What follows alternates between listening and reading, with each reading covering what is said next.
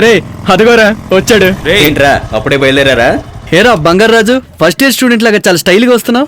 రే మిమ్మల్ని నమ్ముకున్నాను చూడు.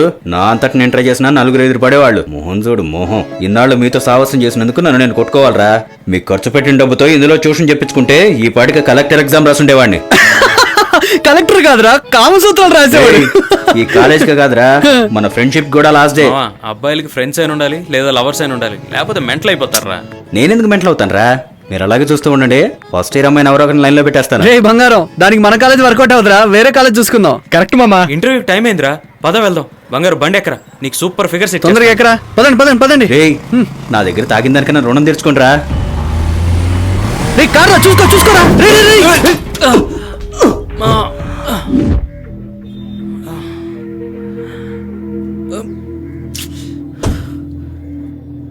నీ అబ్బా కళ్ళు దుబ్బాయా, చూసుకోకర్లా.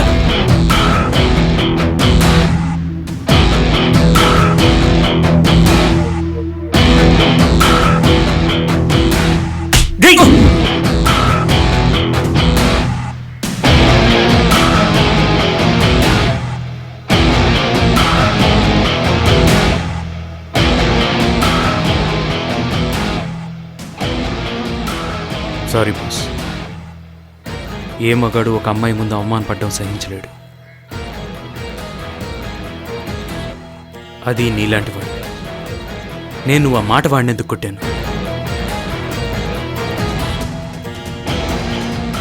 I'm sorry. Sorry boss.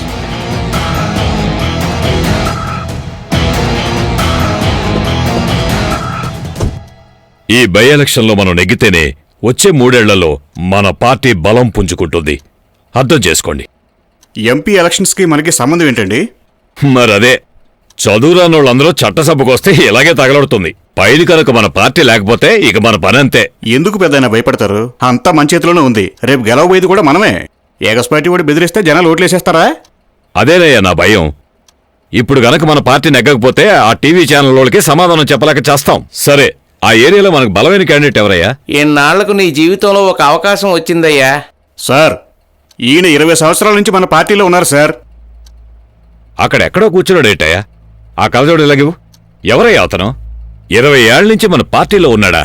నేను ఎప్పుడూ చూడలేదయ్యా అతన్ని. సార్, ఇప్పుడు ఎలక్షన్ జరిగే చోట 20 సంవత్సరాలు బట్టి మన పార్టీ తరపున డమ్మీ అభ్యర్థిగా ఇతన్ని నిలబెడుతున్నామండి. అంతే కదండి, ఆ ఏరియాలో తనకి చాలా మంచి పేరుందండి. మనం కొంచెం భారీ లెవెల్లో ప్రచారం చేస్తే తప్పకుండా గెలుస్తాడండి. నువ్వెంతవరకు ఖర్చు పెడతావు? ఆఫీసుకు రావడానికి మా ఆవిడ దగ్గర డబ్బులు తీసుకున్నాను. నేనేం ఖర్చు పెట్టలేనయ్యా. అయ్యయ్యో, రాజకీయం తెలియనోళ్ళ ఉన్నాడే. డబ్బు పెట్టేవాడిని అయితే వేరే వాడిని చూడాలి. గెలవడం ముఖ్యమా, డబ్బు ముఖ్యమా? డబ్బు ఇక్కడ ముఖ్యం కాదయ్యా. అయితే తన్నే అభ్యర్థిగా నిలబెట్టండి. సరే, చాన్నాళ్ళకు ఒక నీతివంతుడు నిలబడుతున్నాడు. మనకి గెలవడం ముఖ్యమయ్యా.